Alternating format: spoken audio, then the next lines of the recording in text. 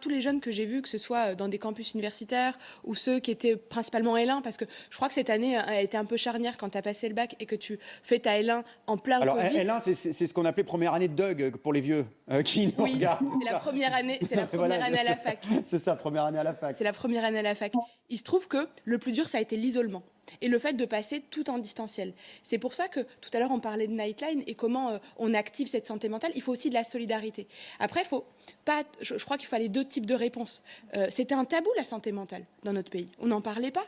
Et donc, parler de l'isolement et des conséquences de l'isolement, comme celui que Camille a pu ressentir, c'était un tabou. On s'était un peu mis sous le tapis. Et c'est pour ça qu'il fallait deux réponses. D'abord, accompagner des assos, comme Nightline, parce qu'elles permettent de rompre l'isolement, mais aussi répondre peut-être plus profondément aux problèmes qui étaient là avant. Et là, je pense par exemple au nombre de psys dans les services de santé. Le gouvernement a fait le choix de doubler les recrutements et plus profondément de répondre à des jeunes qui ont, et j'en profite juste, et je promets, je ne suis pas plus longue, mais de répondre à des problèmes plus médicaux. Il y a des jeunes aujourd'hui qui ont besoin de médecins et de psychologues. Et là, pour le coup, le président de la République a souhaité la mise en place du chèque psy. Et vraiment, je le dis, il faut avoir aucune gêne, aucune honte. Si on a besoin d'un médecin, eh bien, il faut le demander. Et je crois qu'on aura gagné cette levée de ce tabou qui était beaucoup trop présent dans notre pays.